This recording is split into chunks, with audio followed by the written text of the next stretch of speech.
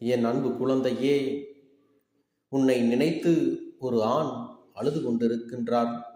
அவர் யார் என்றும், எதற்காக உன்னை நினைத்து அழுது கொண்டிருக்கிறார் என்றும் அப்பன் உனக்கு தெளிவாக சொல்லிவிட வேண்டும் என்று வந்திருக்கின்றேன்.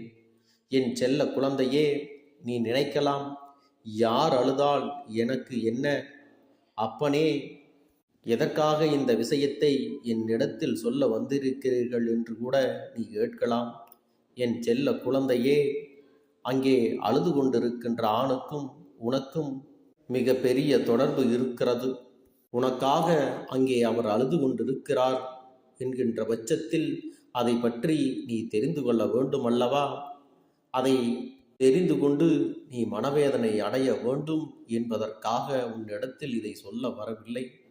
என் தங்க பிள்ளையே, அவர் அழுவதற்கான காரணம் என்ன என்பதை நீ தெரிந்து கொண்டால் உன் வாழ்க்கையில் இருக்கும் மிகப்பெரிய பிரச்சனைக்கு முடிவு வந்துவிடும்.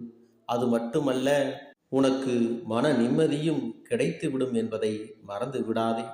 என் செல்ல குழந்தையே, பொதுவாக ஆண்கள் அழுவதை இங்கு யாரும் பார்த்திருக்க மாட்டார்கள்.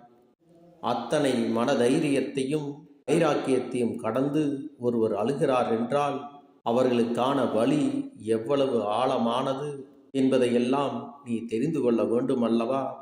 என் அன்பு குழந்தையே, குடும்பத்தின் மீது அக்கறை இல்லாமல், குடும்பத்தை பற்றி எதனையுமே கண்டுகொள்ளாமல் எத்தனையோ பேர் மதுவுக்கு அடிமையாகி நாள்தோறும் குடும்பங்களில் சண்டைகளை உருவாக்குவதும், பிரச்சனைகளை ஏற்படுத்துவதும், மன நிம்மதியே இல்லாமல் இருப்பதும் அன்றாடம் நீ கண்டுகொண்டுதான் இருக்கிறாய் அல்லவா? அப்படிப்பட்ட ஆண்களுக்கு நடுவில் குடும்பத்தின் நலனையே தன்னுடைய நலனாக எண்ணிக்கொண்டு, குடும்பத்திற்காக அத்தனை கஷ்டங்களையும் தாங்கிக் கொண்டு, ஓய்வில்லாமல் உறக்கமில்லாமல் உழைத்து கொண்டிருக்கின்ற ஒரு ஆண் அழுகிறார் என்றால் அதனை அத்தனை சாதாரணமாக நாம் எடுத்துக்கொள்ளக்கூடாது அல்லவா? அவர்களுடைய கண்ணீரை துடைக்க வேண்டிய அவசியம் நம்மிடத்தில் இருக்கிறது.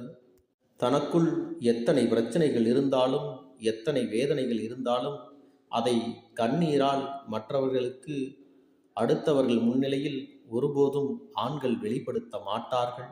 அப்படியே ஒருவேளை கண்ணீர் வந்து விட்டாலும் கூட அதை தனியாக சென்று அழுது விடுவார்களே தவிர யாருக்கும் தெரியும்படி வெளிப்படுத்த மாட்டார்கள்.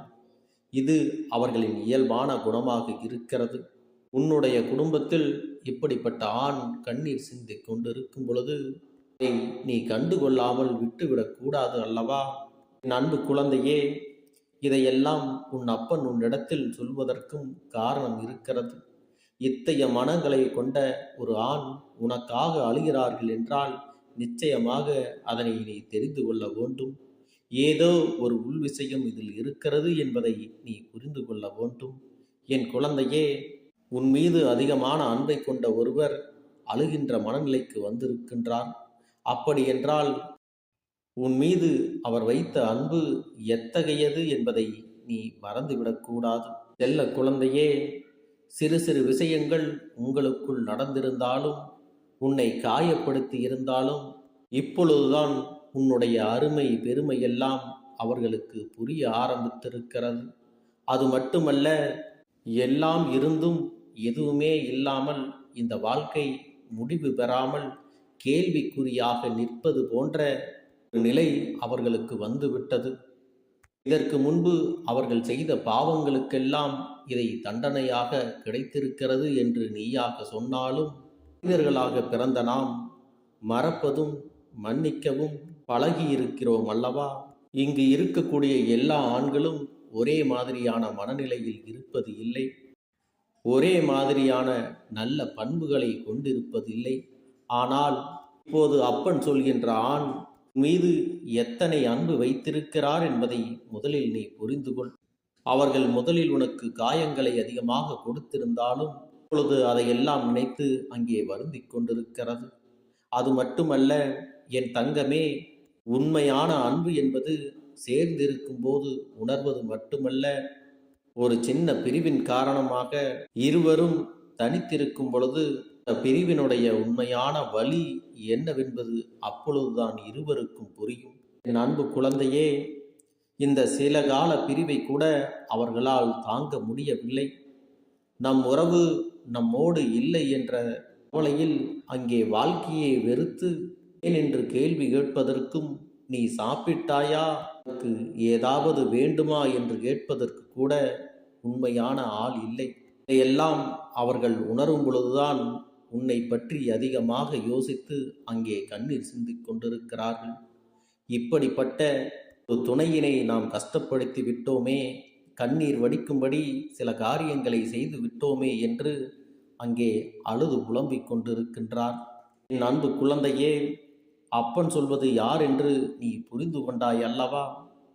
என் அன்பு குழந்தையே, அவர்கள் உன்னை விட்டு பிரிந்திருந்தாலும் அவர்களின் எண்ணங்கள் முழுவதும் உன்னை சுற்றிதான் வந்து கொண்டிருக்கிறது.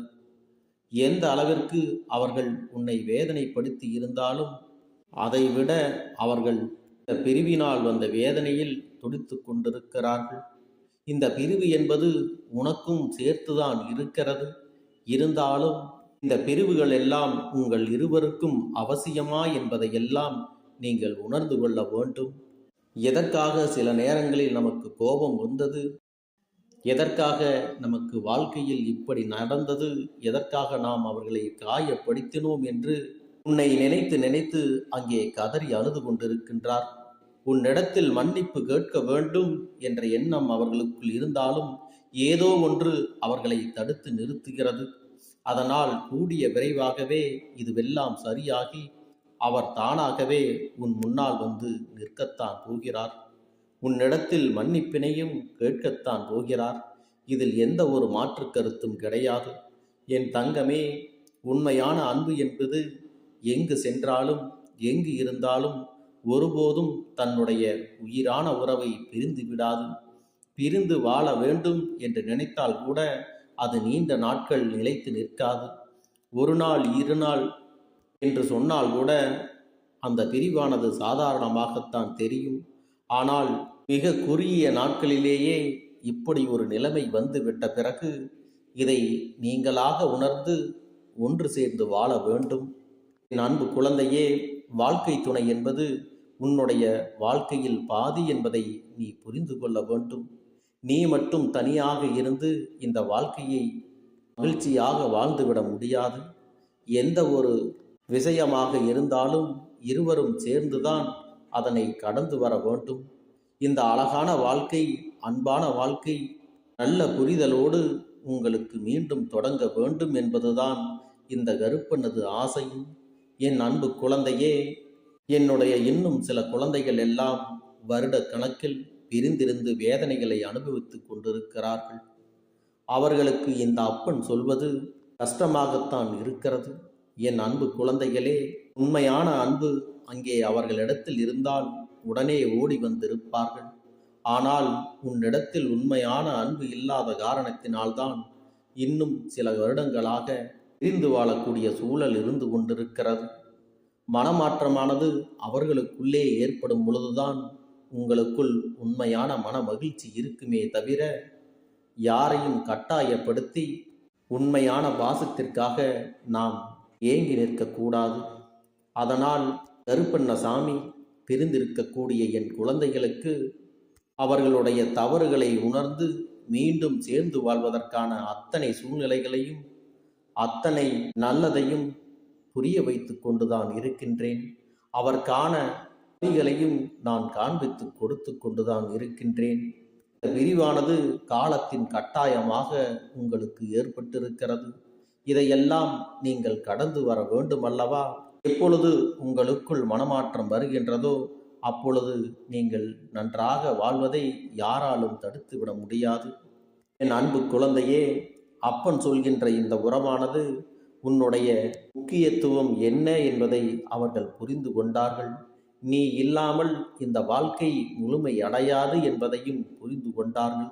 அதன் காரணமாகத்தான் உன் அப்பன் அவர்களுடைய நிலையை உன்னிடத்தில் சொல்ல வேண்டும் என்று இங்கு வந்திருக்கின்றேன். என் தங்கமே, நீ மீண்டும் இந்த வாழ்க்கையில் அவர்களுக்கு வந்துவிட்டால் போதும். இனி எந்த ஒரு தவறையும் திரும்பி செய்ய மாட்டேன் என்று அவர்கள் வாக்குறுதியையும் கொடுத்து கொண்டிருக்கிறார்கள். என் குழந்தைக்கு உன் மனதில் இருக்கின்ற எண்ணங்கள் எல்லாவற்றையும் சற்று ஒதுக்கி வைத்துவிட்டு, வாழ்க்கை என்றால் என்ன, என்னாலும் தனியாக வாழ்ந்துவிட முடியுமா என்பதை சற்று யோசித்து பார்க்க வேண்டும். என் அன்பு குழந்தையே, அவர்களுடைய அன்பு உனக்கு உண்மையாக தோன்றுகின்ற பட்சத்தில் நிச்சயமாக உன்னுடைய மனநிலையை நீ மாற்றிக்கொண்டு அவர்கள் கண்ணீரை துடைத்து நீ சந்தோஷமாக வாழ வேண்டும். அதுதான் உங்களுடைய கஷ்டங்கள் அனைத்திற்கும் ஒரே தீர்வாக இருக்க முடியுமே தவிர, தனித்தனியாக கஷ்டப்படுவதில் எந்த ஒரு தீர்வும் அவ்வளவு சீக்கிரத்தில் காண முடியாது. என் அன்பு குழந்தையே, ஒவ்வொருவரிடத்திலும் ஒவ்வொரு நியாயங்கள் இருக்கும் பொழுது யாராவது ஒருவர் விட்டு கொடுத்து போனால்தானே இந்த வாழ்க்கை மிக அழகானதாக இருக்கும். இந்த கருப்பண்ணசாமி உன் துணையோடு சேர்ந்து வாழ வேண்டும் என்று உன்னை கட்டாயப்படுத்தவில்லை. ஆனால் வாழ்க்கையின் முக்கியத்துவம் என்ன என்பதை புரிந்து கொண்டு நீ வாழ வேண்டும் என்றுதான் உன் அப்பன் உன்னிடத்தில் அறிவுரையாக சொல்லிக் கொண்டிருக்கின்றேன். என் தங்க பிள்ளையே, உன்னுடைய வாழ்க்கை மீண்டும் ஒன்றாக சேர்ந்து வாழும் பட்சத்தில் இந்த கருப்பண்ணசாமி உன் குடும்பத்தில் இருக்கின்ற எல்லா பிரச்சனைகளையும் சரி செய்து நல்ல மனநிலையோடு குழந்தை செல்வங்களோடு நீங்கள் நன்றாக வாழ்வதற்கு அத்தனை சூழ்நிலைகளையும் உங்களுக்கு சாதகமாக ஏற்படுத்தி கொடுக்க போகிறேன். அன்பு பிள்ளையே, ஒருவேளை உனக்கு சேர்ந்து வாழ விருப்பம் இல்லை, நான் தனியாகவே இருந்து கொள்கிறேன், எனக்கு அவர்களிடத்தில் நம்பிக்கை இல்லை என்று நீ கூறுவாயானால், நீ தனியாக வாழ்வதற்கும் சுயமரியாதையோடு உன்னுடைய வாழ்க்கையை நடத்துவதற்கும் அத்தனை உதவிகளையும் நானே செய்து தரப்போகிறேன். என் குழந்தைகளை நான் அவ்வளவு எளிதில் கண்டும் காணாமல் விட்டுவிட மாட்டேன். என் அன்பு குழந்தையே, நீ எத்தனை கஷ்டமான சூழ்நிலைகளை சந்தித்தாலும் சரி, அதில் உன் அப்பனின் உதவி நிச்சயமாக உனக்கு கிடைத்து கொண்டுதான் இருக்கும். அதனால் உனக்கென்று யாரும் இல்லையே என்று நீ ஒருபொழுதும் வருத்தப்பட வேண்டிய அவசியம் இல்லை. என் மீது உண்மையான அன்பும் உண்மையான நம்பிக்கையும் பாசமும் பக்தியும் வைத்திருக்கின்ற என் குழந்தைகளுக்கு வாழ்க்கையில் நல்லது மட்டுமே நடக்கும். வாழ்க்கையில் சோதனைகள் வருகிறதே, கஷ்டங்கள் வருகிறதே, என்ன செய்வது என்று எந்த ஒரு சூழ்நிலையிலும் நீ கலங்கி நிற்காதே, பயந்து விடவும் செய்யாதே. உன் அப்பன் நான் இருக்கின்றேன். உனக்கு வருகின்ற சோதனைகளும் கஷ்டங்களும் உன்னை மனதளவில் வலிமைப்படுத்துவதற்காகத்தானே தவிர ஒருபோதும் உன்னை பலவீனமாக்குவதற்காக அல்ல. இதையெல்லாம் நீ புரிந்து கொண்டால் போதும். என் அன்பு குழந்தையே, இந்த அப்பன் எப்போதும் உனக்கு பாதுகாவலாக இருந்து உன்னுடைய வாழ்க்கையை நான் செம்மைப்படுத்துவேன். என் செல்ல குழந்தைக்கு இந்த கருப்பண்ணசாமியின் ஆசீர்வாதங்களும் அன்பும் துணையும் என்றென்றைக்கும் முழுமையாக கிடைத்து கொண்டே இருக்கும்.